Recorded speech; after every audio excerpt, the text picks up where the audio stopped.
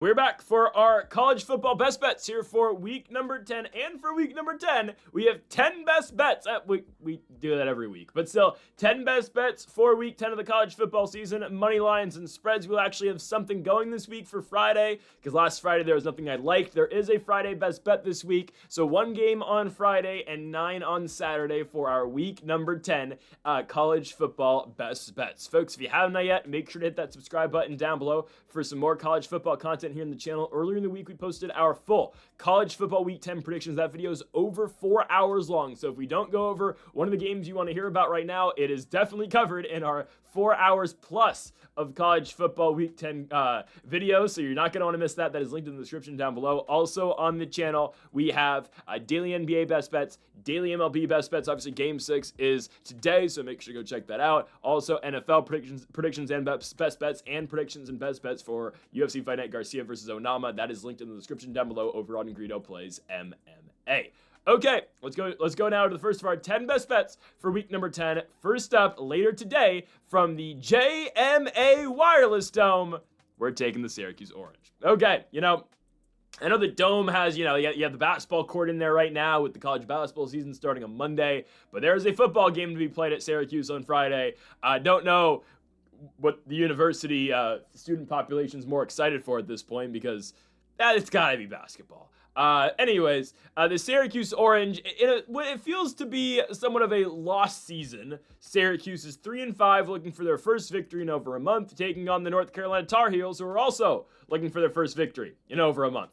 Both teams have 5 losses. Syracuse, though, has 3 wins, and they do have a victory in the ACC. That was on the road at Death Valley against Clemson. Their other 2 victories are both in the Dome against UConn and against Colgate. For North Carolina, 2 victories all year long, 1 at Charlotte and a home game against the Richmond Spiders. Now, while you might think, oh, North Carolina's getting there, they're really close to winning a game. They played a very competitive game at California in Berkeley, in a game in which they probably should have won and would have won if they didn't fumble at the goal line in the 4th quarter to take the lead. And a game last week against North Carolina where they go for it. They go for 2 at the end of the game to try to win in overtime against the Cavaliers, who look to be en route right now to go to the ACC championship game and potentially the playoffs.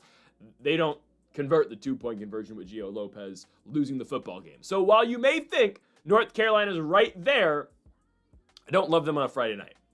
I don't love them on a Friday night. Now, if this was still, prime Bill Belichick, and we actually feared Bill Belichick and thought, oh, what is Belichick going to do? Like, what is he scheming up? I would think, you know what? Maybe I can't go Syracuse with a quarterback in, right now, a guy in Ricky Collins who is struggling, played a little bit of a better game against Georgia Tech, even though Syracuse didn't really take any didn't take any shots and didn't really, they weren't over pursuing and trying to win the Georgia Tech game is what I will say. But we have a quarterback in Ricky Collins who obviously does not feel comfortable in there, at least not as much as the starter who's out for the season, Steve Angeli, was. If Syracuse wants to get Collins going, I'm not saying completely abandon what you built or what you've built for the last couple of seasons and what you were so successful in doing so last year with Kyle McCord, but you gotta let Ricky Collins run more. Obviously, he feels way more comfortable on the run and legitimately just, straight run plays for him.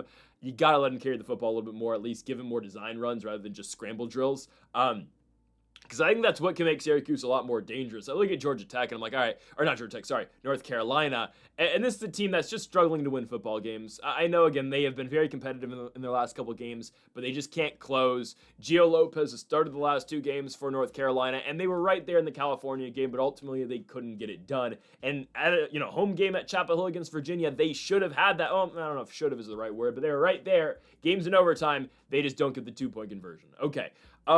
North Carolina at Syracuse, I just don't love. I know Syracuse has not won a game in the ACC in quite a bit, but at least one team in this game's won a game in the Atlantic Coast Conference. Yep, that would be Syracuse. And sure, again, that was Steve Angeli at quarterback. It was the last game in which Angeli was healthy for, unfortunately. Collins has got to win a game eventually, right? Ricky Collins has to win a game eventually for the Syracuse Orange. They're at home against the North Carolina team that I get it is going to play good defense. If we can rely on anything in the last 2 weeks for the squad, they shut down Chandler Morris. They shut down JKS, Jerron Kiwe, Sagapulete for both California and Virginia.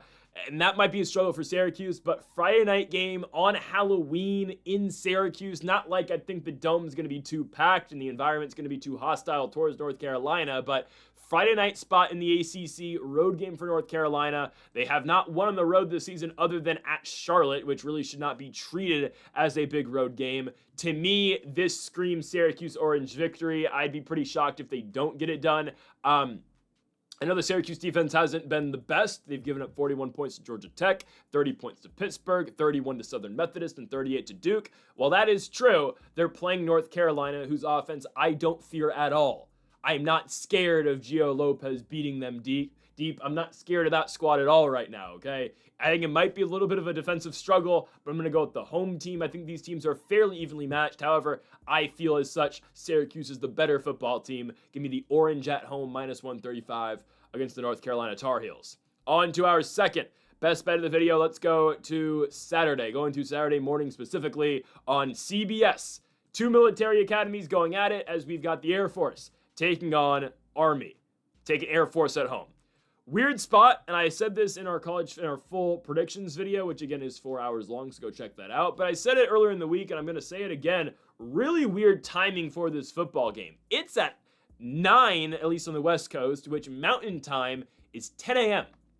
It's a 10 a.m. football game, local time for this one. Again, you see games played at 9 a.m. at least, or that noon to 9 a.m. time slot. But I mean, that's Ohio State playing at noon over there in Ohio. That's Texas getting a game at 11, right? That's SMU getting a game at 11. That's North Texas, Baylor, Illinois, all these teams in the Central or in the Eastern time zone. It is rare you see a team in the Mountain. You'll never see it obviously in the Pacific time zone, but it's very rare when you see a Mountain time zone team playing at 9 a.m. or at least 10 a.m. for them.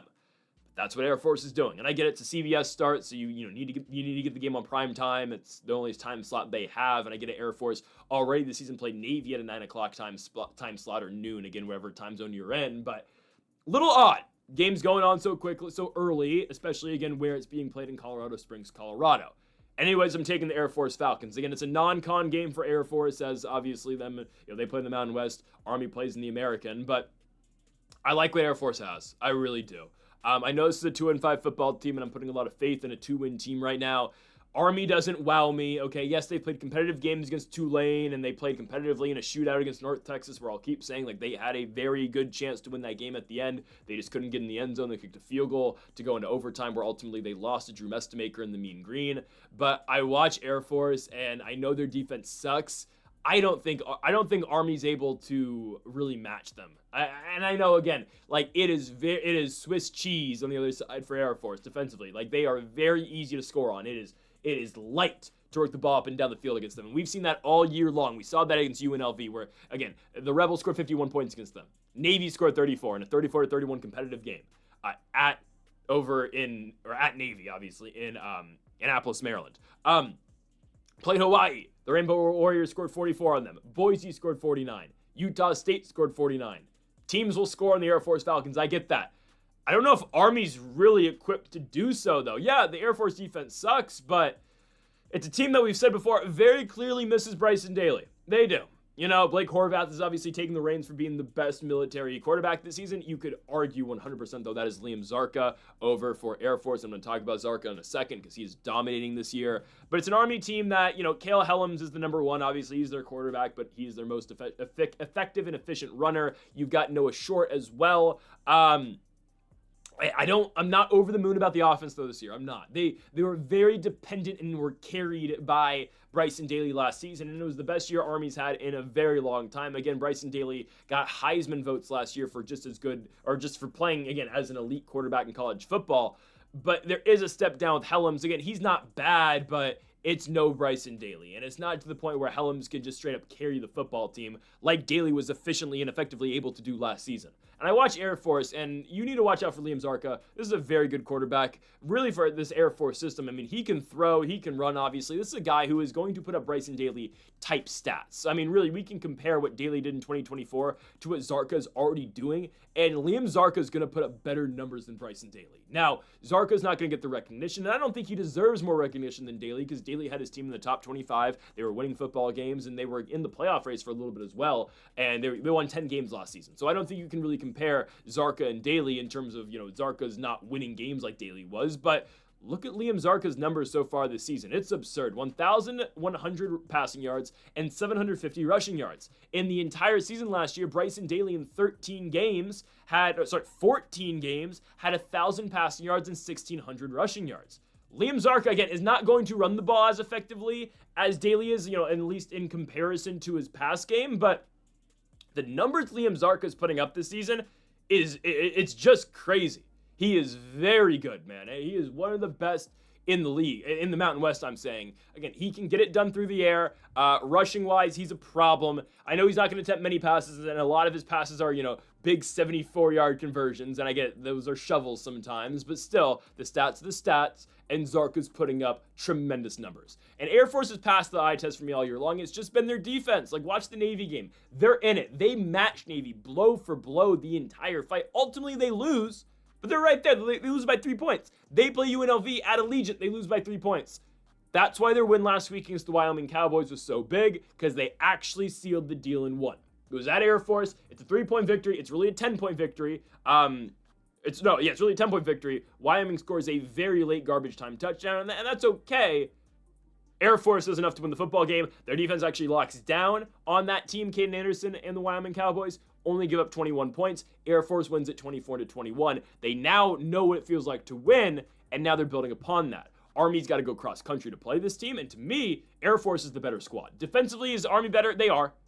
I don't think they're able to keep up with this, this amount of points that Air Force is going to put up, because legitimately, I feel like Air Force is going to score every single time they're on the field. And I get it. Army played Tulane. They only scored, the Green Wave scored 24 points in them. I understand that. Air Force is different. They play Boise. They score 30 plus. They play UNLV. They score 48. They score on everybody. Okay. I think Air Force and how quick this team plays, they win. And I'm going to take Air Force money line, our first best bet of Saturday, -110 for the Air Force Falcons winning at home in Colorado Springs against Army. Army Black Knights is what I'm getting to. There we go. Okay, on to our third best bet of the video. Let's go to another game in the 9 o'clock hour. Early start time for Southern Methodist at home on ESPN against the Miami Hurricanes. Immediately, when I saw this line at the beginning of the week, I had to take Southern Methodist. Same thing applies here. We are going SMU. Okay, this is easy. SMU is being given 12.5 points against Miami. They are at home, and they score.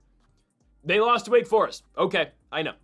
It's bad. You should not, even though Wake Forest is a 5-2 team this season, you probably, if you're SMU and you went to the ACC title game last year, you were a postseason team last year, you probably shouldn't go to Wake Forest and lose. That's a game at least the Mustangs are expected to win. They didn't, and they only scored 12 points. I understand that.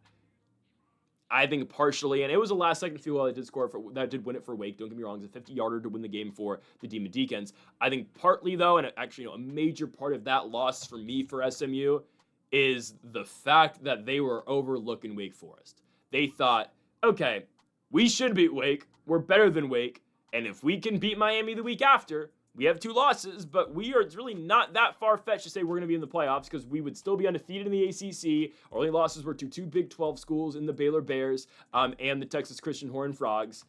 They thought they were in it. And unfortunately, you spoil your own party by losing on the road at Wake Forest. So now there is no playoffs, but now you're completely locked in on Miami. Again, if you were going to look ahead, well, you might as well actually win the game you were looking forward to.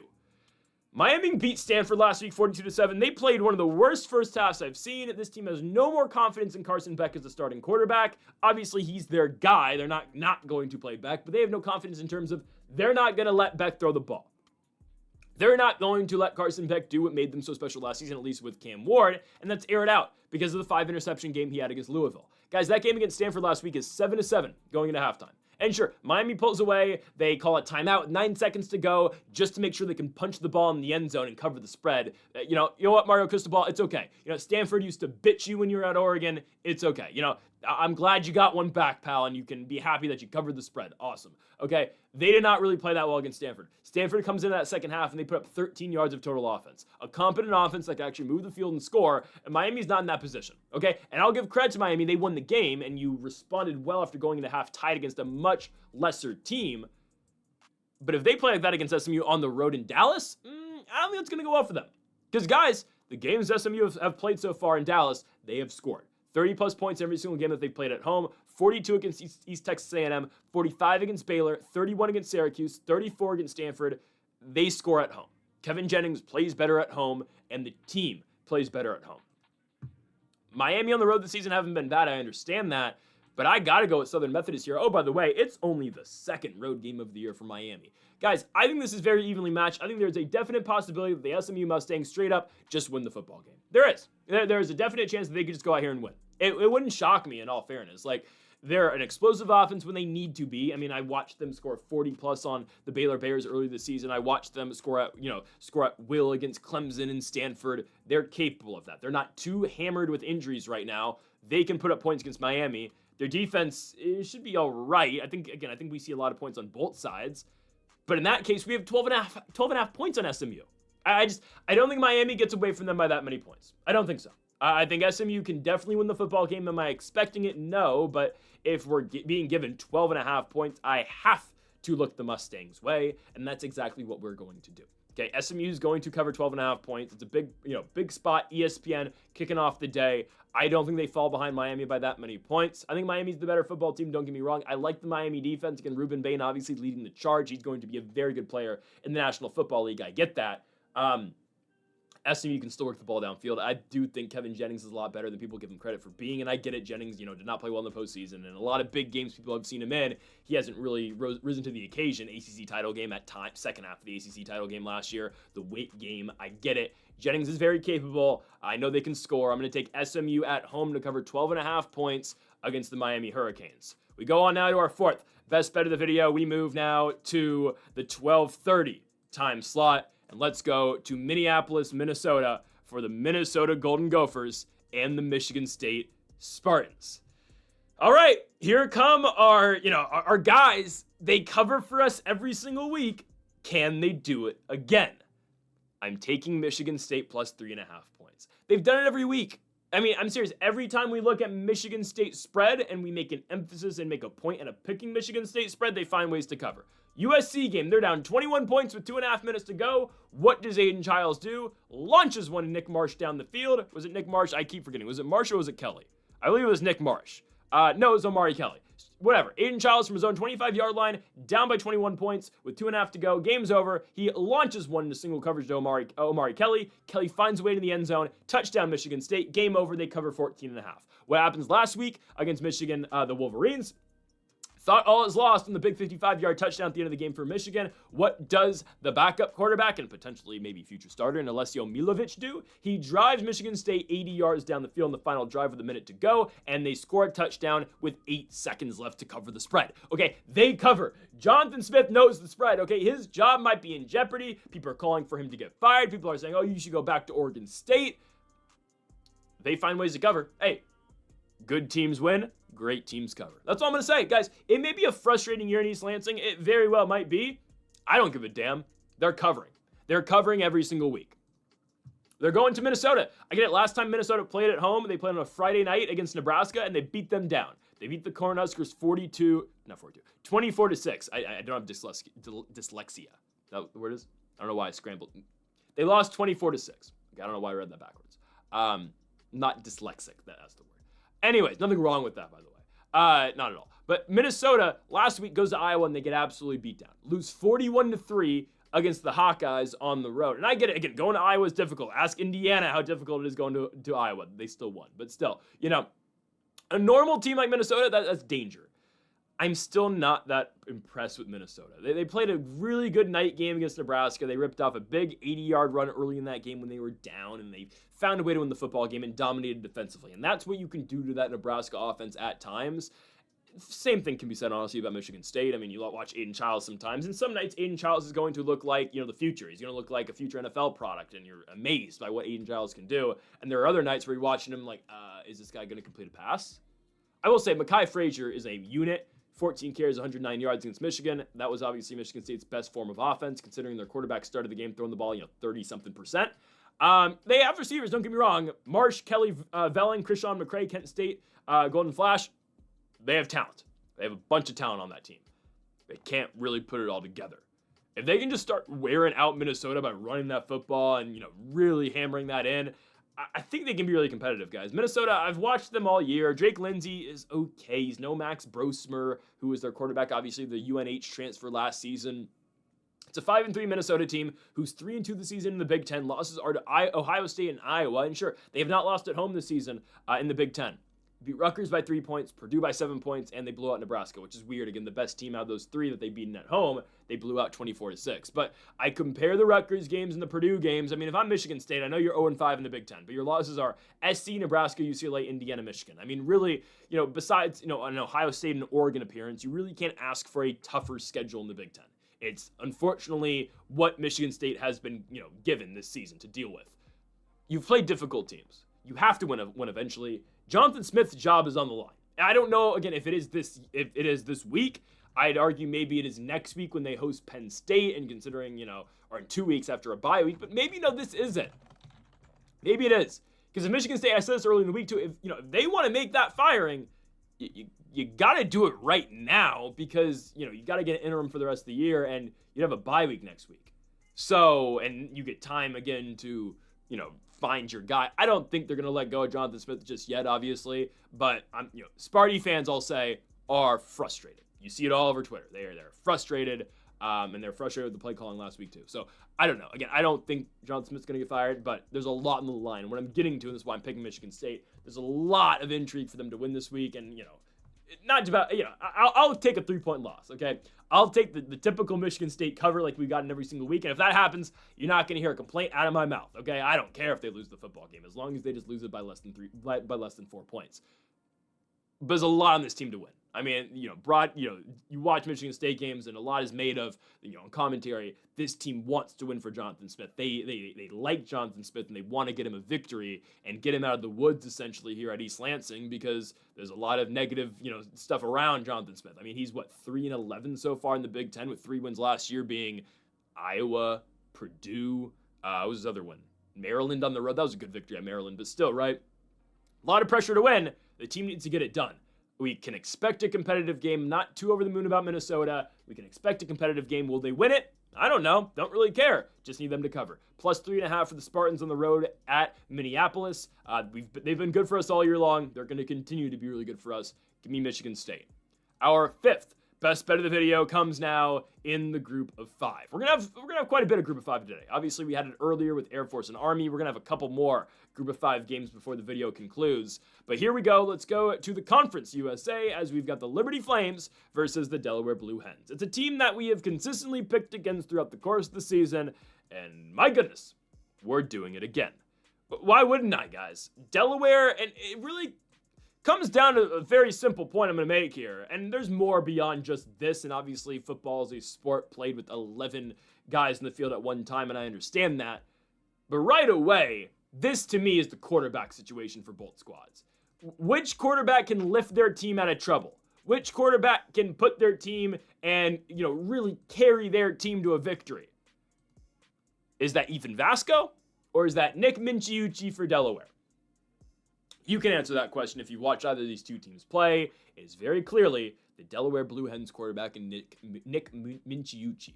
He is much better than Vasco. He can create for his own play. He's a very aggressive runner in the red zone, and he's a very talented thrower of the football. Again, I've been very impressed by what Delaware, and in all fairness, what Missouri State have done this season at the FBS level. Shout out to Missouri State on Wednesday, going out there and beating FIU, maybe more competitive than you wanted it to be, but shout out to those teams, right? Delaware, obviously, talking about right now, but Missouri State as well continues to win. Missouri State's 1 win away from at least breaking a 500 season this year. But anyways, Delaware's a 4-3 team. Nick Minchiucci's played great football all year long. Joe Silver's been a very credible running back. Kyrie, not Dricus Duplessis, has been very good as the lead wideout as well. and Delaware is a 4-3 football team this season. Their losses, maybe two of the best teams in the CUSA, not naming the Kennesaw State Owls, who have now become bowl eligible for the first time in school history, so shout out to them, hoot hoot. But Delaware's only two losses this season in the CUSA are WKU in a shootout, where they did outgain Western Kentucky, and Western Kentucky just beat them where it mattered, and won field positioning a lot in that game and turnover battles. But regardless, their losses this year are Western Kentucky at home and potentially the best team in this Conference USA. I really want to get behind Amari Odom and Kennesaw State, and I hope they can win the CUSA. To me, it does feel like this is Jacksonville State's to lose at this point, and that's a game that we're going to get in a couple weeks with Kennesaw and Jack State. But regardless, Delaware's only other loss in the CUSA beyond WKU is Jack State. It is a game, however, where Minchiuchi threw for 422 yards. Now, their leading rusher ran for 15, so that's saying something. But it's a team that can move the ball downfield. And I don't think they're too scared of going to Liberty. I wouldn't be, honestly. I mean, guys, look at the Liberty Flames. They're winning. Not winning all that impressively, though. This is a 3-4 Liberty team who had a very rough non-con schedule, losing to Bowling Green, losing to JMU, losing to ODU. So they start the year 1-4. They picked up back-to-back victories, but guys, I am so unimpressed by these two wins. They've beaten the UTEP Miners. UTEP's horrible, all right? They've benched Malachi Nelson. Skylar Locklear's not much better either, though. The UTEP Miners are atrocious, and they've beaten New Mexico State. Yep, and they only beat New Mexico State by 3 points, too. New Mexico State is awful. Logan Fife is terrible. I'm sorry. They're barely beating New Mexico State. I mean, come on now. What are we doing here? Come on. I think Delaware can easily cover 3.5 points. And like I was mentioning earlier with Michigan State, do not think that Delaware can't win this game, because they definitely can. Like, do not put that outside the realm of possibilities, because it is definitely possible. And if I had to pick a straight winner of this game, again, these are best bets, so we're going to take the 3.5 points regardless. But if I had to pick a winner, that winner's Delaware. Delaware should win this game. Yeah, is the defense not very good? It's not. I'm not scared of the Liberty offense. What Liberty's, Ethan Vasco is going to throw for 200 yards max. They just play good defense. They play good defense, and they win the field position. They win field position the entire game. And sure, they will force turnovers. Vasco will throw some picks in his own right too, but they'll force turnovers. They'll play good defense, and it is a little bit similar, in all fairness, to what Delaware had against Western Kentucky. Delaware lost the game by 3 points. That would cover here. I get it. The game was in Delaware, but I think Delaware is very close to Liberty. I think they're probably better than the Liberty Flames. The only reason the Flames are favored in this game is that it's in Virginia, and it's a road spot for Delaware. I don't really care. Delaware is coming off, sure, a competitive victory over Middle Tennessee State, and MTSU is not the greatest. I know they played a competitive game against Jack State, in a game where Jack State was losing late in that game. But anyways, the Gamecocks came back and won. Delaware wins that game, though. They pass it against Middle Tennessee. I think they should be able to go into Liberty and win. I watch Liberty play, and I'm just like, I don't know how they move the ball. I don't know how they keep up with the Delaware offense. If Liberty wins, it needs to be low scoring. I just don't think Delaware is going to let it be low scoring. I think Minchiuchi is going to carry this team to success. I'm going Delaware Blue Hens cover here in this spot, plus 3.5 for Delaware on the road in Virginia against the Liberty Flames. On to another Group of 5 matchup. Let's go to the Mid-American Conference. Oh, the MAC is so difficult to predict, man. It is. I mean, I haven't keeping track of it yet, but if I had to assume, it is the conference in which we have had the least amount of best bets all year long. I'd say maybe the Sun Belt, but we've gone to Southern Miss so many times, so I highly doubt it is. Welcome in the MAC and MACtion with Central Michigan and Western Michigan. Battle of Michigan and Kalamazoo, and I am going with the West Michigan Broncos. Yeah, guys, they are much better than CMU in my opinion, and I know the records might not indicate that. I mean, on top of that, too, I believe the matchup just really favors Western Michigan a lot. But the Chippewas, I will give them credit. They're 5-3, and they're 3-1 in the Mid-American. West Michigan's 4-4, and they're 3-1 in the Mid-American, just like Central Michigan. And you might expect on paper, oh, well, the Chippewas are, better record. They're 5-3. They went 5-3. They went to San Jose State and won. Trust me, that was the worst version of the Spartans you're ever going to see. And San Jose State missed 2, not 1, but 2 game-winning field goals with under 2 minutes left. Yes, they got multiple opportunities at it on different drives, mind you. And they missed a 25-yarder and missed a 48-yarder in the same span of 2 minutes. So Central Michigan started off the season with a great victory on the road. They then lost to two power schools like expected in the Pitt Panthers and the Michigan Wolverines. But then look at their MAC schedule so far, guys. They've beaten the bottom of the barrel in the Mid-American. The only thing missing from the resume right now is Kent State. They'll play them later in the year in Kent, Ohio. But Central Michigan's victories this year in the MAC are EMU at home, Bowling Green on the road, don't care. Probably their best win is definitely the Bowling Green game. And then UMass. They lost to Akron, and I get it. Like, Akron just beat Buffalo, and trust me, I wanted to take Buffalo today over Bowling Green, but I just can't bring myself to do it considering how the Buffalo Bulls have been playing. But again, there's no real impressive victory for Central Michigan. And if you don't know, they have their system where they'll play two quarterbacks. They play Joe Labas. They play Angel Flores. Labas is the thrower. Flores is going to go in there and just run. So they use both guys. Labas is pretty much the quarterback, but Flores will play quite a bit as well, and he will run. Like, there are games where Angel Flores is their leading rusher. But West Michigan is the best defense in the MAC, in a conference that defense really isn't something that gets prioritized a bit. Like, you don't see great defensive play all the time in the Mid-American Conference, and I completely understand that. West Michigan is an exception to that, though. They play exceptionally great defense, and they pride themselves on defense over offense. Now, they have a dual-threat quarterback in Brock Lowry, who, at the beginning of the season, I wasn't too impressed by. I'm starting to be really impressed by Brock Lowry. He's only a sophomore, dual threat guy. He's got 1,200 passing yards. About half of those yards he's got rushing as well. So he's got 1,200 passing yards, over 500 rushing yards as well. He's entertaining, man. And the offense struggles a little bit. But I'm telling you, watch that team. It's all Brock Lowry. It is. I mean, Lowry's going to lead them in rushing. He's going to lead them in passing, obviously. And he's going to put up big numbers every single week. But on top of that, too, the West Michigan defense is the strong suit. Yes, their offense is evolving, and I like what Brock Lowry does. That defense is difficult. I mean, they are very tough to manage. They play Ball State, and I get it. Kyle Kelly and Ball State have struggled this season. They beat Ball State 42-0. They go to UMass, give up 3 points, and win. They play Toledo. Tucker Gleason, again, very capable. Yeah, they only win by 1 point. Toledo's really good, though, and they beat them 14-13. So, again, you look at both teams. Oh, they're both 3-1 in the MAC. Those records aren't built equally. Not at all. West Michigan has played difficult teams. Yeah, Ball State, UMass, not the most difficult. Toledo's tough, and Miami of Ohio is going to win the MAC. I'd be very shocked if Daquan Finn and the Red Hawks don't do that, right? They're definitely going to go to the MAC championship game. So those right away, to extremely difficult games, they split them. Central Michigan has played nothing but bottom of the barrel MAC teams. They are overrated right now. Their loss is Akron, while West Michigan's loss is the best team in the conference in Miami of Ohio. And I watch Central Michigan offensively. They don't really move the ball all that well. This two quarterback system, I just don't think is going to go all that well personally against what the West Michigan Broncos have. So I got to go with Brock Lowry and WMU here. They are, in my opinion, the far superior team. I like what they do with Brock Lowry scrambling wise, and that defense again, pretty solid secondary, all around, very good run D as well. They stop teams, trust me. And you got to go to Kalamazoo for this game.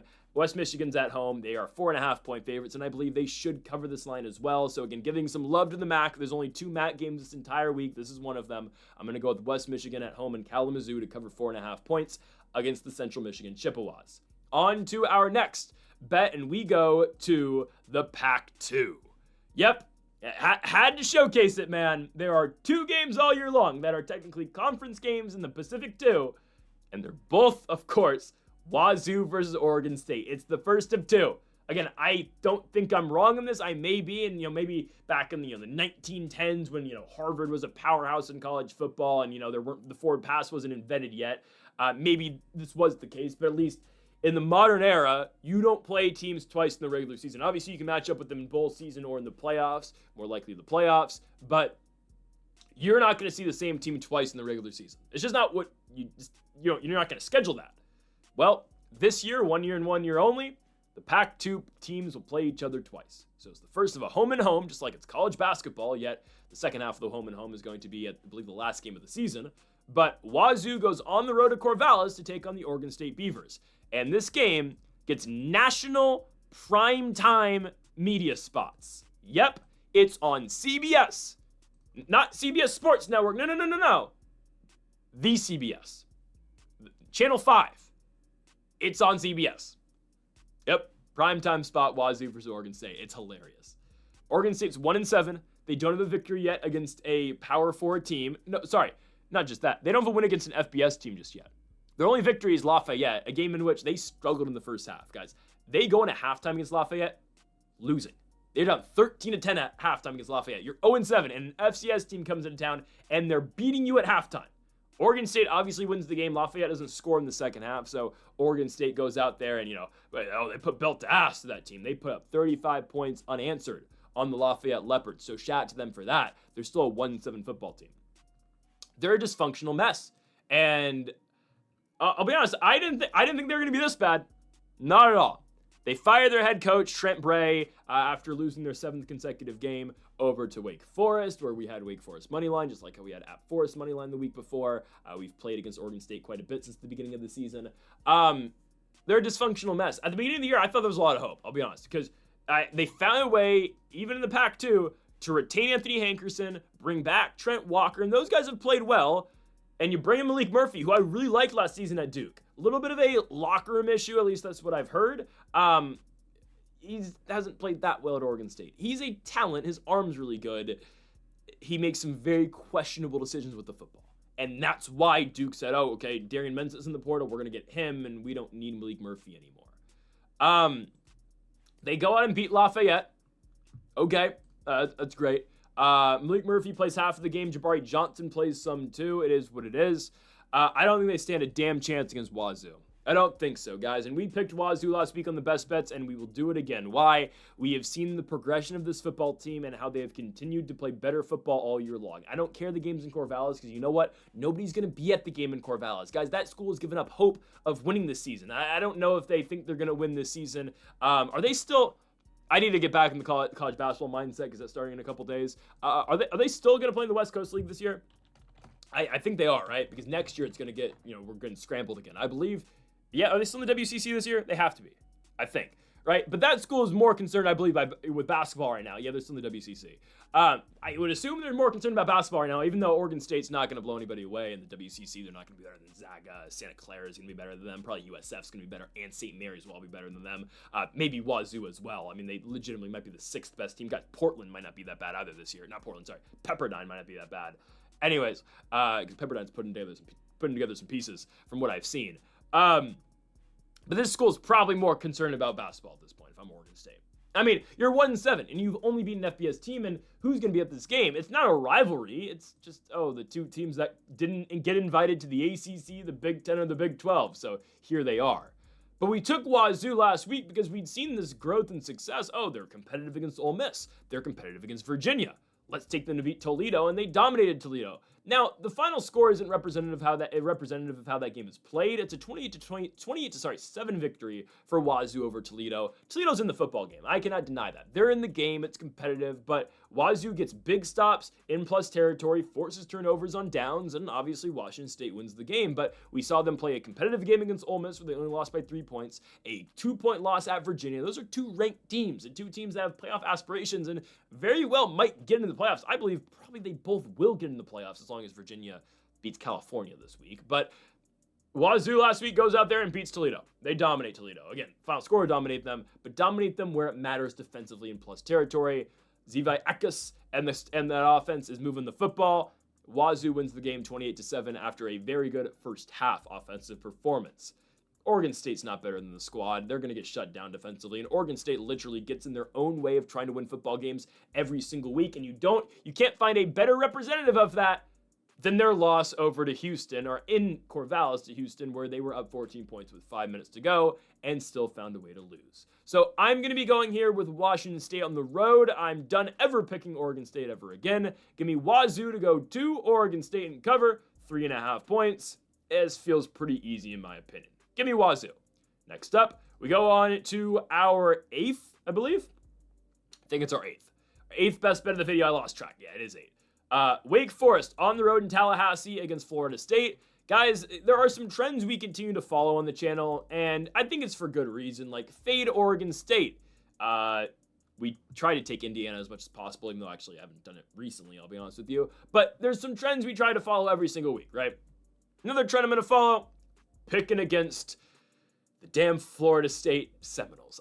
Guys, I can't do it with this team. It's every week. It's like, oh, maybe this week they cover. No, why are they 9.5-point favorites? We've picked against FSU so many times, so why would I stop?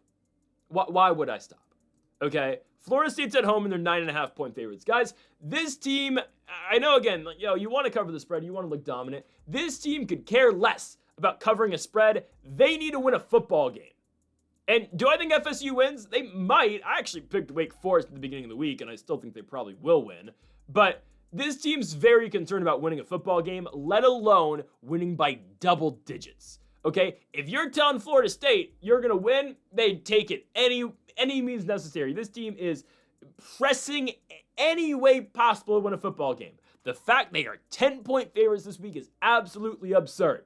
We're buying half a point. Line's at, plus 9.5 right now, but that's like minus 105. No, that's plus 100 for Wake Forest is 9.5. I'm going to buy a point and go to minus 115 for plus 10, just in case to get some insurance by any random stretch of the imagination that Florida State wins by 10 points, which they won't. It's 4 straight losses for Florida State, and we have picked against Florida State and gotten best bets back-to-back weeks, at least in which Florida State has played. That's against the Pitt Panthers. That wasn't a best bet. Stanford was, though. Stanford at home was the best bet against Florida State. They were 18.5-point dogs. Florida State loses the game. They're 18.5-point favorites. They straight up just lose the game by 7 points in Palo Alto, California. What I'm getting to is Florida State sucks. I'm sorry. They were figured out so early in the season. And you got to give all the credit in the world to the Virginia Cavaliers. They figured out Castellanos, and now everyone's got Castellanos figured out. Put pressure on him, make him stay in the pocket. You make him stay in the pocket and throw. He's way less effective than he is on the run. Teams have figured him out. They scored 13 points against Stanford. 13 points. Wake Forest is a 2-2 team in the ACC. I get it. They lose NC State, lose to Georgia Tech by 1 point.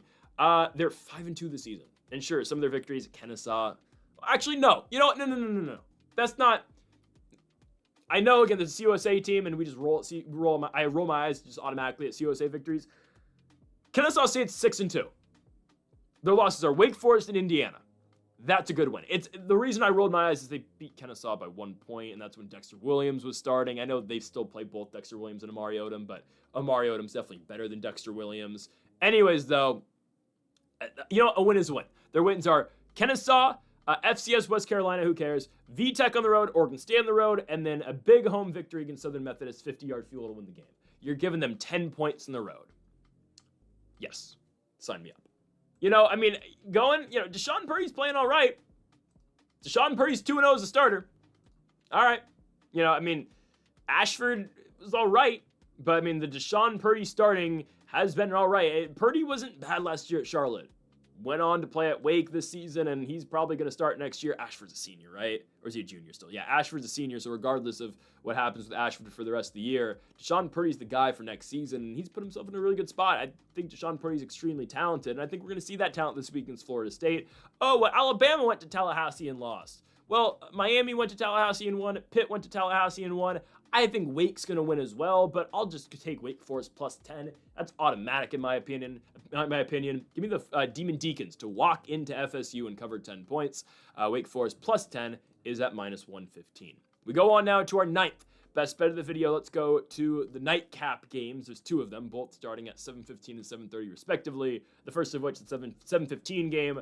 The Cincinnati Bearcats plus 10 against the Utah Utes. I know we want to be really excited about Utah and how they played last week and dominated Colorado. I think Utah probably beat Cincinnati. Again, I'm a little 50-50 on that, especially with the latest injury news on Cincy. More on that in a second.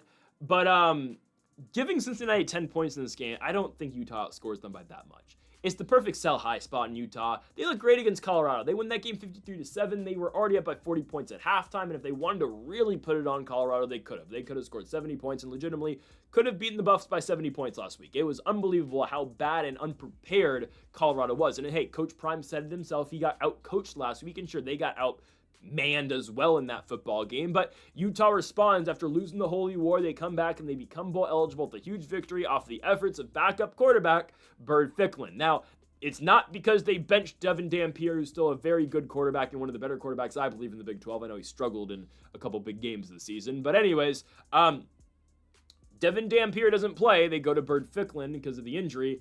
And Ficklin impresses everybody, rips off a huge, multiple big runs. In a big game like this, though, I think I'd rather Ficklin start. I don't know. I could go 50-50 on it.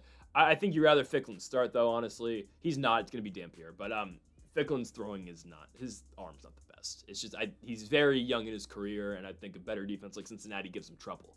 Regardless, it is Devin Dampier. Latest report on Devin Dampier out of Utah is that he's not on the injury report at all. He's going to start. Okay, that's fine. I mean, it's expected. Dampier's good. If you watched me last year, and if you watched me throughout the year too, throughout this season, I'm very high on Dampier. I watched him a lot in New Mexico last year, and I'm just watching his tape and watching him play for the Lobos, really right from the jump last season, even their first game against Montana State. I knew how good Devin Dampier can be. He's great, okay? Utah next season, trust me, I think they have to win the Big 12 next year. And this is, they should end up in the Alamo Bowl this year, and take a really good step towards that next season. But anyways, Cincy's really good too. I really like Brendan Sorbsy. Sorbsy, who's in the Heisman race right now. He does everything for this team. Very good thrower of the football. He doesn't make mistakes. He's got 1,900 yards this season, 20 touchdowns, and 1 interception. And his O-line keeps him clean the entire game. He's been sacked twice all year long. Since he's playing good football, their defense is not horrible. They can run the ball really effectively. They got 3 good runners. Sorbsy's one of them. Evan Pryor is their lead back. Tawee Walker is their other back. Walker gets more carries, so I don't know if he's probably the number 1 back if you want to point one out to be. Pryor's out this week. That's the latest injury report that I was going to say. Evan Pryor, leading rusher for Cincinnati, out this week. Is it an ankle injury, I think? Regardless, he's out. So we'll see. We'll see what they do in the run game. Again, expect to see a lot of Walker. He had 84 yards last week. I would expect him to, get majority of the carries this week for Cincinnati. Again, I get it. Utah looked good last week. Their O-line's really good. Their defense looked great against Colorado. Cincinnati, those scores, man. I really like what Sorbsy's got. He's still a junior. Brendan Sorbsy, he has a ticket to play anywhere he wants next season in college football. Legitimately.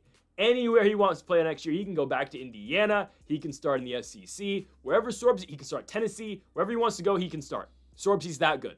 And Cincinnati is winning football games. 7 in a row. Lost week 1 by 3 points at Arrowhead neutral site against Nebraska. They lost 20-17. They have not lost since. And they've put up 40 points in back-to-back weeks. They are ready to go into Salt Lake City late night spot in the cold and perform. I think they can win the game. Just like I said about Wake, I think it's a very winnable spot for Cincinnati. And that's what I'm attacking a lot this week. Dogs, who I think should just win the game outright, but we're giving ourselves the insurance of the points at the same exact time. I think Cincy's going to be right there with Utah all game long. I don't know who wins. I'd probably side Utah ever so slightly, but I think Cincinnati easily covers 10 points. I think a lot is being made of how great Utah looked last week, and they did. They were awesome. Playing Colorado, who doesn't really play that well on the road as we've seen prior in the year. And again, I did pick Colorado. That's my fault. Not to win, but to cover. Bad pick on my end. But Cincy's not going to let you bully them like that. And that offense, again, no disrespect to Caden Salter.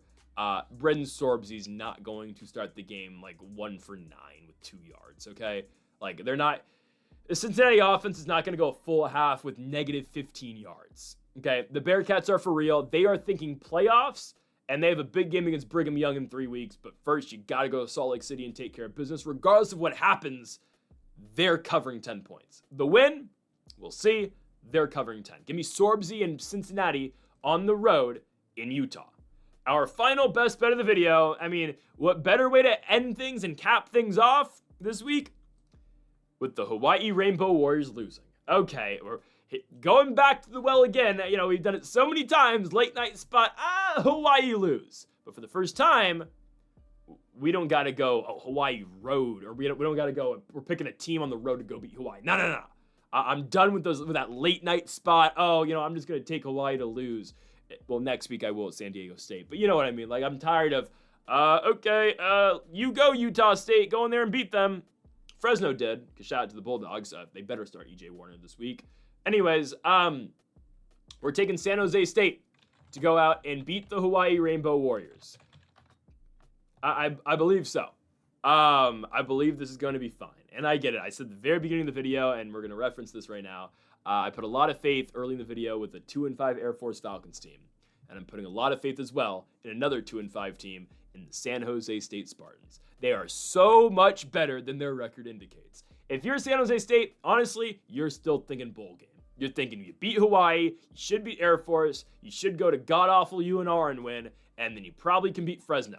Because the way Fresno's playing right now, and the fact that Actually, I just checked. They're not switching quarterbacks. They're keeping EJ Warner on the bench. They will lose to Boise by 45 points this week. Believe you me, that game will not be close, okay? They're not going to the Smurf turf and seeing any success. San Jose State's still thinking 6 wins. Hawaii, Air Force, Nevada, Fresno. You're not going to SDSU and winning, probably not. You can easily win those 4. And, oh, by the way, 3 of those 4 are home games. Only one you have to go to is UNR, which is your least competitive game. Now, Hawaii is going to be difficult because the fact that they, launch the ball downfield, Alejado is very aggressive, and they have a good offense. I get it. Alejado this season, 1,800 yards. Run game is nothing really to be too wowed about, but Alejado legitimately is going to put up 400-yard nights every single week. And against the San Jose State defense, which isn't always the best, yeah, and we saw Jacqueline carve up, and before or at least other than the mistakes and interceptions Jacqueline threw for New Mexico, yeah, I could expect to see a lot of yards out of Alejado this week too. But you know who else is going to put up a lot of yards? Walker again. I mean, again, you talk about Alejado and how great he's been. Walker gets put up 300-plus days almost every single week too. And he's got Danny Scudero, who is performing like one of the better receivers in all college football, especially for the Mountain West. He's the best receiver in the Mountain West, 870 yards for Danny Scudero. Guys, SGSU didn't play last week, and Scudero still leads all college football in yards. And oh, by the way, the last game that they played at Utah State, Scudero was injured. He got injured in the game. Eget's been injured too, but they're both playing this week, if I'm not mistaken. And what makes SGSU more dangerous now is that they've found a run game, and it's the freshman out of Chino, California, that Steve Chavez Soto, who ran for over 100 yards last week, ran for more yards last week, 102, 2 weeks ago at Utah State, than he has in the entire season. So I like what SGSU is building, and they feel like they're so much better than their record indicates, because it's the truth. They've lost 4 one-score games this season. 2-point loss in a game we talked about earlier with Central Michigan, the Chippewas, where they missed 2 game-winning field goals. One was from 20-something yards out. Feel like they should have won that.